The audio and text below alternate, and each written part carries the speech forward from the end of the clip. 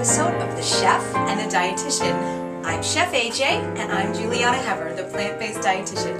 And together, we're the Chef and the Dietitian. And we make healthy taste delicious. So it's Christmas, yay! Merry Christmas! Yeah, Merry Christmas, Hanukkah, Happy Hanukkah, everyone. So people have written in and said, what do we do? No eggnog, because eggnog is not something you want to consume because it's got egg yolks and it's got cream in it and sugar. So there's 3 elements that you don't want to be consuming, you know, even on a special occasion. Right. If you don't have to and you can make a plant-based version, I would rather you do that. And even they said the plant-based versions in the store have soy, which a lot of our people that we know are not able to have, and tons of sugar. So right, so AJ is going to show us how to make one that is completely whole food based, because if you're, you know, about eggs and egg yolks, they are very high in saturated fat and cholesterol, and if you're eating that, you're going to get saturated fat, cholesterol, stuff that you don't want to have. It's going to clog your arteries and lead to all sorts of kind of diseases in the long run. And also, of course, the cream, the dairy. We always talk about how dairy is not good for you, but if you go and you're going to take the cream, which is like the heavy stuff with even tons of even more fat and more, you know, saturated fat and cholesterol, it's even worse. So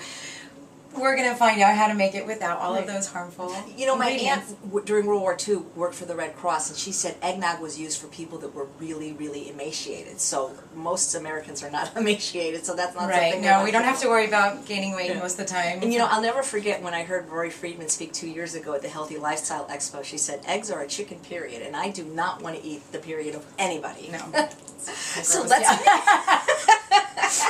Well, I had to throw that in. Okay, so we're going to start with our non-dairy milk. I'm using almond milk, which if you want to know how to make, watch episode 6 or 9. I think one of our two favorite episodes. Yes. I've already have it in the blender, and I've soaked some dates in it. And people say, well, why do you use so many dates? Don't use as many dates. Dates are our only sweetener. It's a whole food, so feel free to cut back or use a banana if they don't want to use dates. 3 cups of almond milk where I soaked some dates. Now, I'm going to put in a tablespoon of alcohol-free vanilla.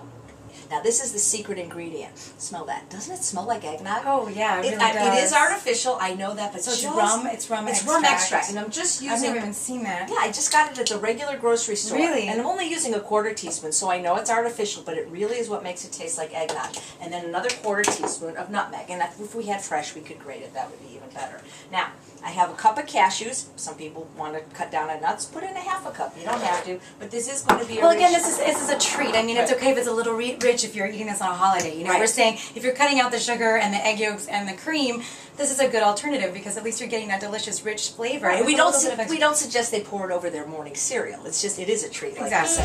So we're going to blend it.